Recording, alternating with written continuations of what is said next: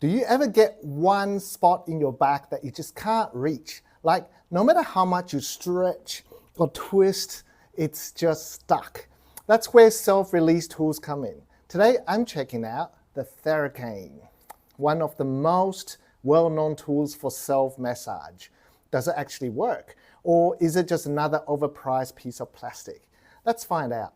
All right, so this thing is basically a giant curved stick with knobs.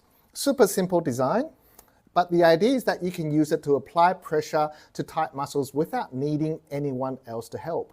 It's especially good for spots like the back, the upper traps, or behind the shoulders, basically anywhere you normally struggle to reach. So let's put this thing to the test. If you've got a tight upper back, especially sitting all day, this is how you use it.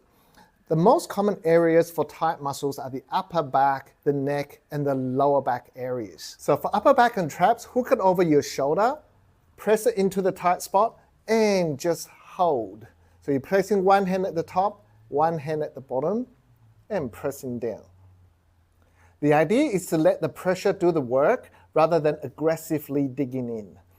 Now for the lower back, you can see there's little smaller nodules along the long stick part of the Theracane.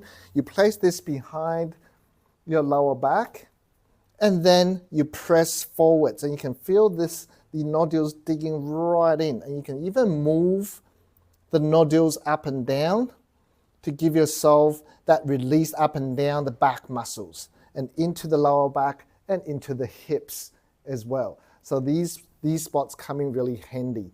And for the neck and the shoulders here, you can use the same spots to go into the back of the neck, holding onto the stick, and then gently press forwards to release out the neck.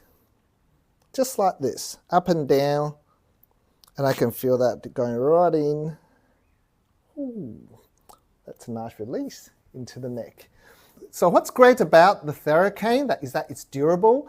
This thing is basically indestructible. It actually does a good job of hitting deep knots. You don't need batteries or apps or anything complicated.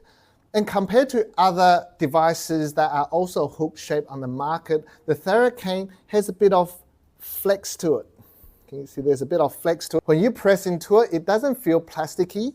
It actually has a flex to it that you can use in a rhythm when you get better at it to really get full use out of this whipping-like motion to get your muscles to release out. Now, what's kind of not as good is that it's a learning curve. Like, this thing is simple to use, but it does take a bit of practice. It is not as easy compared to just rolling on a foam roller, for example.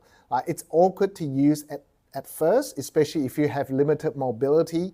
And it is also not exactly portable. Like, you're not going to throw this into your gym bag, and it can kind of be bulky if you put one in your suitcase going traveling. So would I recommend the Theracane? Honestly, if you're someone who gets chronic knots in your back and likes the deep pressure type massage, you will love this device. If you prefer a more dynamic release like rolling on the floor or using massage guns, you might find this awkward to use. It's really one of those love it or leave it tools. All right, so that's my take on the Theracane. Have you tried it? Do you love it or hate it? Drop a comment and let me know what self-release tools you swear by. And if you're into this kind of stuff, hit subscribe. I've got a lot more tools to test, the good, the bad, and the weird.